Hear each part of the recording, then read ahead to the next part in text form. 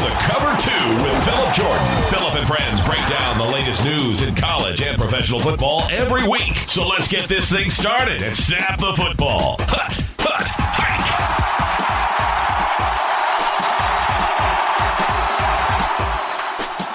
Welcome in, everybody. Welcome into the Cover 2 with Phillip Jordan. Not the football report anymore. The Cover 2 with Phillip Jordan. All social media, just look up the Cover 2 PJ and you'll find it very easy. They're still in all the normal places, to listen to: Apple Podcasts, Google Play Music, SoundCloud, Spreaker, TuneIn, YouTube. Also on Spotify. So make sure to check all those places out. And just like before, if you're on Apple Podcasts, please subscribe, rate, and review. I really appreciate it when y'all guys do that. If you review the show, I will read it on a future edition of the show.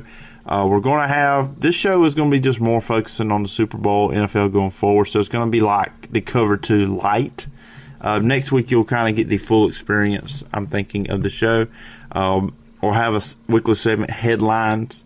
Sometimes I might open with headlines and then jump to my guests, but most of the time the guests will be first, headlines, and then you'll have question of the week. So that's pretty much the show going forward. This week, Russell Baxter likes to talk about the Super Bowl, and I kind of wrap up having a analyst on. We'll still have one for like the draft, free agency, spring football, but when we're in these kind of slow moments in football off season, plan on having people on talk about their careers as a player, coach, journalists out there, different writers, podcasters, radio hosts, TV people, kind of talk about their careers too. The guys cover football, and we'll get into football conversation with them as well. And the question of the week deal, that's not just me asking you a question, that's you asking me a question. So if you feel the need to ask a question to the show, please do so.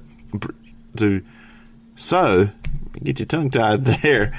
But I appreciate you guys that do that. Quickly, Russell Baxter is going to be on to talk about the Super Bowl here, which, of course, you know that. You download the episode to see his name up there in the title. I'm not numbering them anymore. Just straight up the title, what's going on with it. So there's no episode such. We're not doing it anymore. No, I'm just not really going to do that anymore here on the pod. Every Wednesday. That's the goal. Every Wednesday morning, bright and early. If you subscribe to it, you will have a new episode to listen to. Super Bowl, my quick thoughts. And you'll hear some of these thoughts once again while I'm talking to Russell Baxter. But defensive game, yes. I know some people are bored by that. And it was an exciting game. There wasn't a lot of big plays offensively, but you got to give it to both defenses here. Wade Phillips did a great job. And Tom Brady did not really play well. 21-35 for me, 262, threw the one interception. But I will say it's about the game, too. New England early probably could have put this game away pretty quickly. They moved the ball well, then Brady threw the interception. Gostkowski missed the field goal, and then he did make the other. So, that could have been a 13-0 there instead of 3-0 at halftime. So, New England could have ran away with this thing. They didn't. The Rams made plays. Their defense was great, except against Edleman. And it's kind of looking at it, though. I just thought about that. 21-35, 260 yards for Brady, and we're talking about he had a bad day. It wasn't what you expect. People were expecting this thing to be a shootout between him and Goff. I had the final being 31-27 Patriots. I got the right team, but the score I was way off there. I'm be interested in what the Rams do going forward, which I think Cooper Kupp not being there was hurt this team second half of the year. I think the Rams do need to add a little bit more offense. I want to see Jared Goff grow a little bit more and not be so much reliant on McVay going forward. That's kind of what I want to see out of these two teams. But, fantastic win for New England. And you got to be happy for them and what their dynasty still going, and it's probably not going away anytime soon. Everybody joining me on the show right now is Russell Baxter, ProFootballGuru.com. I was checking out FanSided, NFL Spin Zone, a bunch of different other places. Russell, thanks for taking out the time to come on the Cover 2 this week and talk Super Bowl. My pleasure. Quite the game, quite the historic game, as a matter of fact. Yeah, it was. And, I know there's a lot of people out there, fans that were not happy with the way the game went. A very good defensive football game. They thought boring. I thought it was just well played on the defensive side of the ball from both teams, particularly the Patriots. Just what was your read on the kind of game that we got on Sunday? Well, I don't think it was obviously something that everybody necessarily enjoyed. Back in Week 11, we had a 54-51 Monday night game, which some people declared that was the future of the league. And, down the stretch, and particularly in the playoffs, we saw more of an emphasis on defense. We said more of an emphasis on controlling the football in terms of the running game. Hanging on to the football for some teams seemed to be the best defense. We had 11 playoff games. The team that won time of possession won all 11 games. The team that had the most running plays won all 11 games. But the Patriots' performance defensively against the Rams was a little different. Yes, they won the time of possession. Yes, they ran the ball successfully. Yes, they did a good job on the Rams' ground attack. But it was more an overall defensive scheme put together by Bill Belichick and Brian Flores, who's now the new head coach of the Miami Dolphins. I think they learned from their late season mistakes where they had some problems against the run and losses to the Dolphins and the Steelers. And, the New England Patriots continued to astound a lot of people. You saw them on the road this year. They didn't look like a team that was going to get hot at the right moment. They were very uneven this year. It was kind of an odd year for them, 3-5 on the road. But they played their best football when it counted most, and they just wound up winning the lowest scoring Super Bowl in the 53-year history of the game. And what's really even more astounding is no team had ever won a Super Bowl with that few points. And yet a year ago, they lost the Super Bowl, and no team had ever scored that many points, 33, and lost the Super Bowl. So they went from scoring the most points in a loss to scoring the fewest points in a win. That's quite the turnaround. Yeah, it is amazing. And this run for New England is just incredible. And the team has looked different times when they won these Super Bowls. The first run, I guess you would say, when they won 3 out of 4 within 3 out of 4.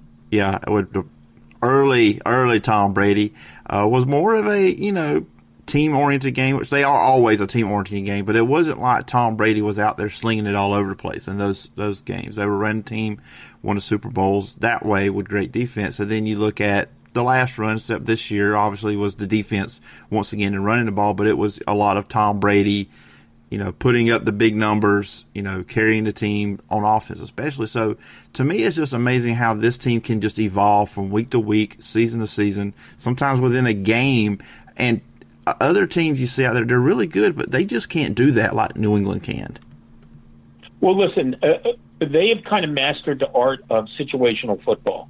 And, do your job for some reason has become kind of this, pun or kind of, at times I think the Patriots kind of get mocked for it. Okay, Bill Belichick gets mocked a little for it and so on because it's so dry. Very much like we're on to Cincinnati, we're on to Cleveland, we're on to Philadelphia, et cetera, et cetera. But the problem is, if you're trying to beat the New England Patriots, is that's exactly what they're doing. And while you might be bored by it, you're bored at home sitting on the couch while they're participating in Super Bowl parades. Yeah, absolutely. I mean, it's what Bill Belichick has done there is just amazing. And, the defeat, we talked about, the defense performance against the Rams. I mean, and what they did in the first half against the Kansas City Chiefs, holding them without any points and only holding the Rams to 3 for 4 quarters, forced 8 straight punts, for the Rams. And, Jared Goff, I mean, for most of the game, there was nowhere for them to throw the ball. And, you come into this, playoffs, McVay's looked at as the offensive genius. What for you, when you watched the game, what went wrong for the Rams? So why weren't they able to kind of figure out what Bill Belichick was trying to do or did do to them? Well, let's not forget something. Bill Belichick was coaching in this league before Sean McVay was born. Yeah. Okay. So, and I have enormous amount of respect for what Sean McVay has accomplished in 2 years. Okay. But this is a different stage. Last year he helped turn the team around. They had not been to the playoffs since 2004. They won the NFC West. I think the playoff loss to Atlanta was certainly a learning experience. This year, they struggled early in the first quarter of all these playoff games. Remember, they were down 13-0 to the Saints. They were down to the Cowboys in the first quarter as well. So nothing necessarily came easy for them. And their defense was suspect this year. It certainly played great in the Super Bowl. Okay, they wound up giving up over 400 yards. I don't think that could be underestimated. That Josh McDaniels still found a way. They couldn't punch the ball on a lot of times, and the Rams made their share of good plays. They still only sacked Tom Brady once, and was the only time he was sacked in the entire postseason. So this was not a great Patriots team, but they knew how to push the right buttons at the right time in the postseason. And, you think about, the top teams in the league this year, we had 2 teams that won 13 games. We had a couple teams that won 12 games. The Bears, the Chargers, the Chiefs. They won 11. So I think for some reason, and I think some of it is some people are a little tired of seeing. Here's the funny thing. Some people are a little tired of seeing the same team win over and over again. Those people have a team that is not winning over and over again. If that was their team, they certainly wouldn't be bored. No, not at all. I think we just have to give credit to where credit's due. They've been to the Super Bowl 4 the last 5 years. They've won it 3 times. They've won it now a total of 6 times under this regime, which ties the record of the Steelers. It's an unprecedented run. It shows no signs of slowing down. It'll be interesting to see what this team does in the draft. It'll be interesting to see how much longer Brady and Belichick want to do this together. And like I said, here's to the winners. Only twice now in the history of the Super Bowl has a team not scored a touchdown. The last time was 1971 when the Cowboys beat the Dolphins 24-3 in Super Bowl VI. We saw it again on Sunday. Pretty impressive. It is, talking about impressive. Julian Edelman, performance. I mean, the entire playoffs. I mean, especially that fourth quarter and overtime against the Chiefs, and then what he did in the Super Bowl, winning the MVP with 10 catches, 141 yards in the game. And now that discussion has come up, last few days now about him. Is he a Hall of Famer? And in your opinion, I mean, where does Julian Edelman rank among receivers in NFL? I mean, is he Hall of Fame quality? No. I think it's far too early to talk about anybody's career in terms of a Hall of Fame. He hasn't even played 10 years yet. There's a lot of receivers that are kind of waiting in the wings in terms of the Pro Football Hall of Fame. I always kind of giggle at Hall of Fame discussions while a guy is still playing, especially who doesn't. Now, Tom Brady obviously makes sense because he's been in the league for 19 years. Okay, Julian Edelman is still kind of just scratching the surface. So I don't know how this came about, and it's more based on his postseason. No one's really talking about his regular season records. I've attended the Hall of Fame induction ceremonies roughly for about 30 years, talked to a lot of people out there and so on. The Hall of Fame is a personal and career achievement award, okay? We don't know what Julian Edelman's career is going to be. We know he has a lot of catches in the postseason, but that's not really what the Hall of Fame is about. Mm-hmm. Yeah. It's interesting because, you hadn't seen that come up until really for the last 2 weeks because what he did against the Chiefs and then the Super Bowl. So I was interested. I want to get your take on that. I guess for the Patriots too, future, looking up to next year, Gronkowski, I mean, after last year's Super Bowl, it seemed like maybe he was talking at least or teasing retirement.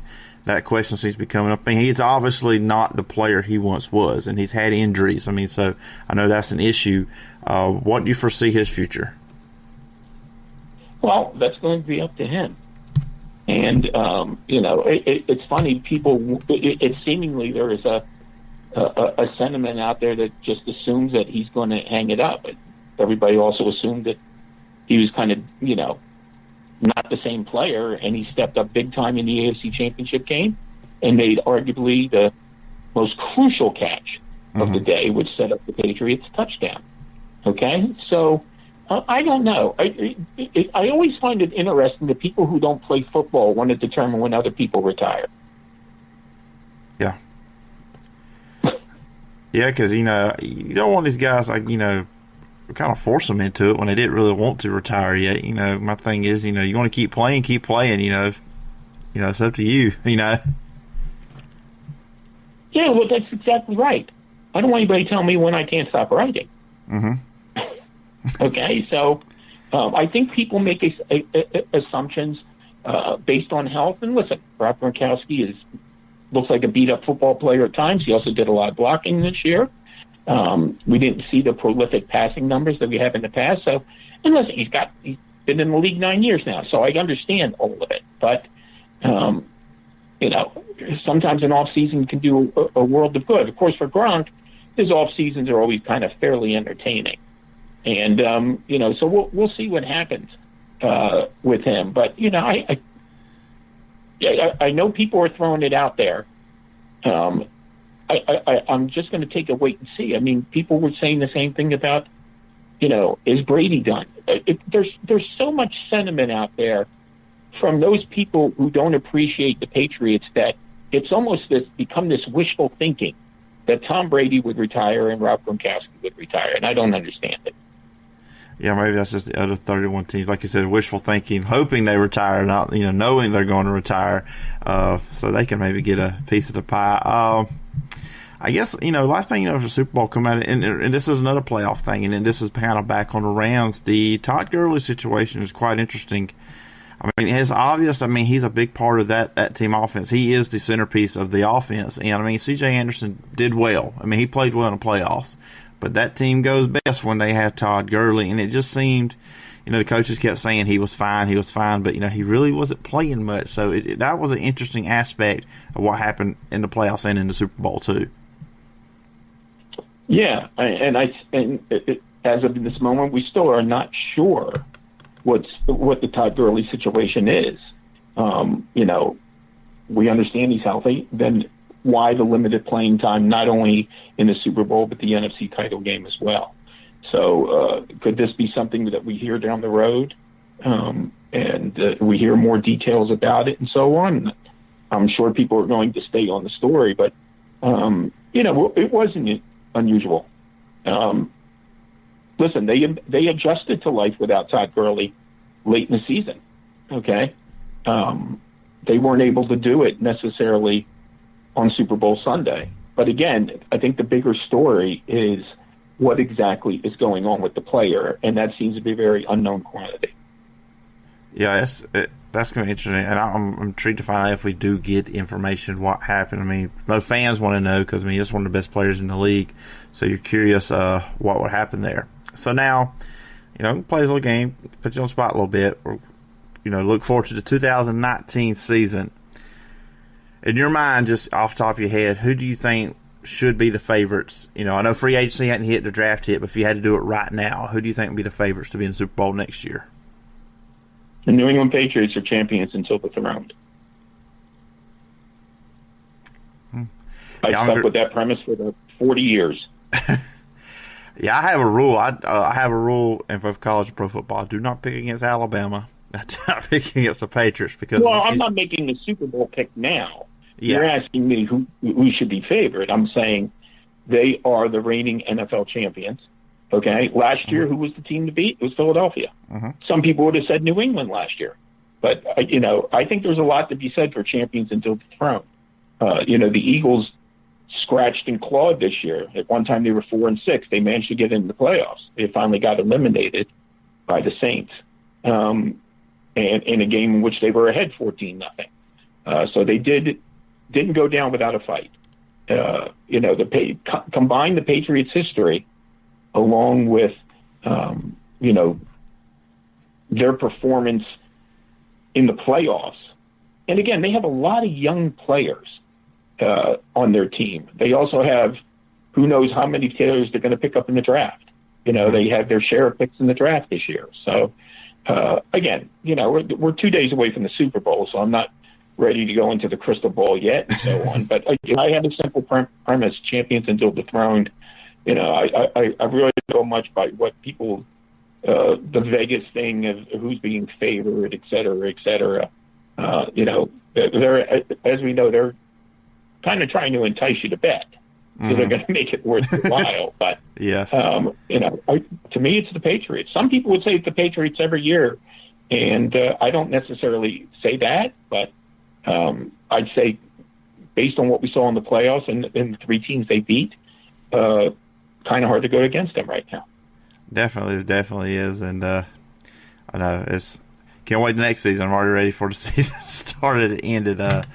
But, we got plenty of stuff to talk about during the offseason with free agency draft and all that good stuff. And, Russell, I would say I appreciate you taking the time out tonight, recording this on a Tuesday night, podcast dropping on Wednesday, to come on here and talk about Super Bowl, Patriots, and the Rams. Really appreciate you taking the time to do that. And if the listeners want to follow online, where all can they find you at?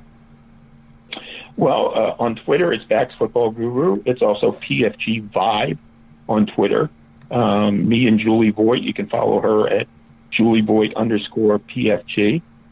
We are the co-founders of PFG Vibe. We have our own little session called the PFG Vibecast. We've done a couple of them over the last week. So you can check that out. There's my website, which is ProFootballGuru.com. Pro Football Guru is also on Instagram. It's also on Facebook. PFG Vibe has a Facebook page as well. Stay busy. Lots to write about. Lots of free agency speculation going on right now. So, but I tell everybody, if you follow Bax Football Guru, if I write it, you'll get it.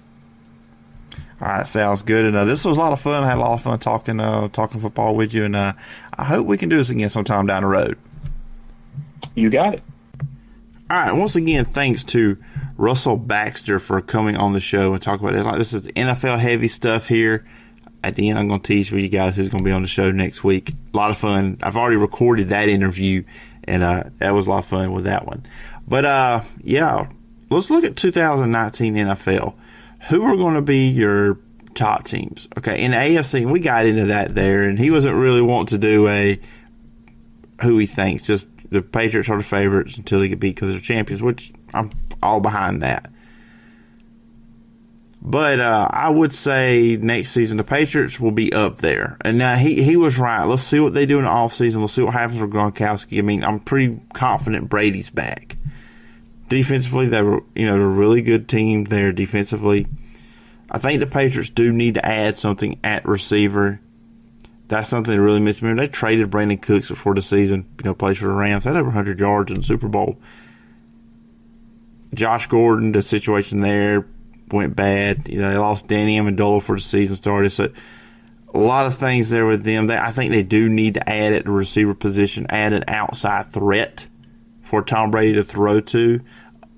That would probably be their biggest need. The AFC East is probably still pretty weak with the Jets, Bills, and Dolphins, and with a lot of coaching transition within that division with the Dolphins and the Jets. In the North, I don't even know what's going to go on the Steelers. I mean, Roethlisberger will be there, and Juju Smith-Schuster really rose up as the number one receiver. What's going to happen to Antonio Brown and Le'Veon Bell is going to be interesting. I mean, that team is just drama all over the place. They're one of the most talented teams in the league, but, they should not be not making the playoffs. The Browns are going to be a hot pick for everybody next season with what they did, almost getting to 500. Baker Mayfield played great. Was up for Rookie of the Year. The Bengals will be interesting with Zach Taylor coming in, who's with the Rams. What they're going to do at quarterback. Would Andy Dalton be the quarterback there? Will they move on? Will they do something different? And then Baltimore, Flacco, where does he go? Lamar Jackson is the guy there. Will he evolve as a passer? Because he's going to have to, because the Chargers and the rest of the league, they're going to take away what he did this past year, was successful with the college offense they were running with the read option. They will eliminate that. So he's going to have to evolve as a passer. In the AFC South, I think the Colts should be the favorite this year. They really went on a run It was disappointing how that run did end. They're in the playoffs against the Chiefs, but the Texans, Deshaun Watson, take that next step. He has some accuracy issues, and that offensive line needs some help there. Needs to protect him a lot better than what they do. The Jaguars, Blake Bortles, you would assume they're moving off of him. I've been seeing articles the last several weeks, something about Nick Foles, who pretty much is separating himself from the Eagles unless they franchise tag him. So, and then the Titans, Mariota, he's been hurt, ended the season hurt in 3 of his 4 years here in the NFL. So the Titans moving forward, can they make that next step? They were one game away from making the playoffs. They're in the AFC West. The Chiefs are my favorite to come out of the AFC next year. I know New England, and like Russell Baxter said, they're champions till somebody beats them. I think Kansas City will beat them next season. I think Kansas City will make the Super Bowl next year. That is my post-Super Bowl prediction. Of course, that could change after free agency, the draft, during the preseason, so that might change between now. But right now, I would have the Chiefs. The Chargers, really good team. They just got blown out against New England. Phillip Rivers coming back. He's still at a top level of quarterback in the NFL. See what the Broncos do. Do they draft the quarterback? What they're going to do there is Case Keenum going to be the guy once again. Is he going to be a placeholder, just hold it for a little bit for a young quarterback? We'll see. That is going to be very intriguing what happens there. And then the Raiders with John Gruden. Where are they even going to be playing at next year? Because the whole thing with Oakland don't seem like it could be happening. So it'll be interesting where the Raiders play at next year, and can they get it going? I mean, not a great first year, not a good first year at all, not a mediocre good first year under John Gruden with the Raiders. So they're going to have to fix that. They're going to have to work some things there and see what they got. But they got a lot of draft picks. They got a lot of draft picks coming, so we'll see what John Gruden does there. Him and Mike Mayock. Missed him on the Senior Bowl broadcast. I will have to say that. I did miss seeing him there. Let's look at the NFC. I'm going to have a surprise here for you guys. My favorite right now, post-Super Bowl, to come out of the NFC. It's not the Rams, not the Saints, not the Bears, not the Packers, not the Cowboys. It's the Eagles. I think Carson Wentz will come back from that injury better. And then I honestly think Nick Foles, if he's not there, will be a benefit to Wentz, because then there's just not that cloud and that shadow of Nick Foles. Dallas, I still think Dak Prescott needs to make some improvements. I just don't think he's consistent enough with his down-the-field passing. And if you take away Ezekiel Elliott, that offense really isn't productive. It got better with Cooper when he came along in that trade with the Raiders. But the Cowboys are going to have to, improve there with Prescott. And you got to wonder, okay, with Dak, is he the franchise quarterback? I mean, for them, it's going to be hard to go find anybody better. They're just not sitting on the streets for you to go pick them up. But is he the franchise? And then with the Giants, will Eli Manning be there? They got a lot of young pieces there. You got Beckham, you got Barkley on offense. Defensively, they're not horrible. So, but what at quarterback is what's got to change. Will Eli Manning be the guy? Will they draft someone? A lot of draft boards have them taking either Kyler Murray or Dwayne Haskins. I would take Haskins if it was me. I just think he fits the more pro NFL quarterback, prototype, and I think he translates better. I have more confidence that he will translate more to Kyler Murray. I think Kyler Murray can be good, but I think it's just I'd say a safer pick with Haskins. The Redskins, of course, Alex Smith looks like he will not be playing next season. So, once again, will they be a team in the market to draft a quarterback? The North, the Bears, Trubisky, he has to get better. That defense is nasty. They know how to use their weapons around him. Matt Nagy did a fantastic job, Coach of the Year. But Trubisky, he's in year 3. Let's take that next step to become a top-level passer. The Green Bay Packers going to be interesting to watch with Matt LaFleur now as the head coach there. Aaron Rodgers, he's in the end of his career, really. He's probably got 4 or 5 years left. Can they put a team around here? The Packers are going to have to go into free agency to fix the team. They're going to have to spend some money. I know they don't like doing that, especially they didn't like doing that under general manager Ted Thompson and head coach Mike McCarthy. Will they do that? Will they put players around Aaron Rodgers for this team to be successful to try to get him to another Super Bowl? It's only been to one. The Vikings are going to be a big story. They were probably the biggest disappointment in the NFC. Kirk Cousins, this team was a team in 2018 that got to the NFC Championship game, got blown out by the Eagles. He was supposed to be what put him over the top. The team does not even make the playoffs. So I think there's going to be a lot of questions around him going into next season because he really struggles against good teams. The Lions, who knows? It's Matthew Stafford. It's just the Lions. In the South, the Saints will be there. The Saints will be the favorite for everybody to come out of the South next season to win. But I'm going to say this. Watching Drew Brees, probably the Dallas game on, his arm strength has diminished. It's not where it once was. I'm not saying he's getting to Peyton Manning level where Peyton Manning was, but I think Drew Brees has got 1 year left. I was watching him try to throw deep balls. He doesn't throw a lot of them as he used to either, because maybe he knows he can't push the ball down the field like he once did. So the Saints are relying on Ingram and Kamara and slants over the middle, not going deep like you're used to seeing with the Saints. Falcons be interesting. Sarkisian's gone. Can they make a turnaround? They have the offensive weapons there. They have the defensive weapons there. They should be good. Carolina's to keep an eye on with Cam Newton because of the shoulder situation. Because there's a report a couple weeks ago said they may shut him down. I don't think they will. They don't want to anyways.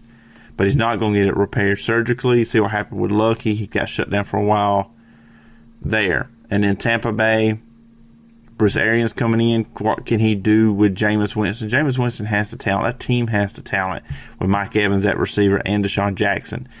Defensively, they got to get that fixed. That defense was atrocious. But can he get to Jameis Winston and really bring out the quarterback that we know that's there? The talent is there for him to be really good. Look at the West. Arizona, they were the worst team in the league. Rosen, what happens with him, with Kingsbury? The 49ers will be a playoff pick by many. They do need to improve the receiver. Garoppolo will be coming back. They'll be a playoff pick. The Rams, they'll be a Super Bowl pick for a lot of teams to make it back. I kind of talked about them already in the show. And then the Seattle Seahawks, they made the playoffs. What can they add for Russell Wilson and get better on what they're doing there? So that's basically a 10.5 minute rundown of, I pretty much ran down all 32 teams for next season. And that's going to wrap it up for this episode. This is, like I said, this is kind of like a soft launch of the new name, the new show, the cover 2. More bells and whistles be coming in the coming weeks. Next week on the show, I'll be joined by former Auburn and Miami, Ohio offensive lineman Jordan Diamond. Now, I've already recorded this interview, and it's a very fun interview. We talked about playing high school football in Chicago, how he ended up at Auburn. He was there for the transition between Gene Chizik to Gus Malzahn, the 2013 season, his experience at Miami, Ohio, and then what's he doing now? So that was a lot of fun talking to him, and we had a good 30-minute conversation there. So that will be on next week's show. Remember to just look up the cover 2, spell out 2, PJ, and you can find, look up all my stuff at Last One Calls Football. I have not wrote anything in a while. I got to get back on now. Recently did some work for the local. That's in their latest edition. So if you're in the Wiregrass area listening to this, pick up an issue of the local. It's always free, and check out their podcast with Justin Charlene as well. Also, the podcast is on Apple Podcasts, Google Play Music, SoundCloud, Spreaker, TuneIn, and YouTube. Spotify also. And if you are on Apple Podcasts, please subscribe, rate, and review. Really appreciate it when you do that. If you leave a review, I will read it on a future edition of the show. So, that's going to do it, guys. Thanks for tuning in to the Cover 2 with Phillip Jordan. Be back next week with Jordan Diamond. Look forward to letting you guys hear that conversation we had. All right, guys, until next week. Bye-bye. Thank you for downloading the Cover 2 with Phillip Jordan. Tune in next week for more great college and professional football talk. And subscribe on Apple Podcasts or wherever you get your podcasts.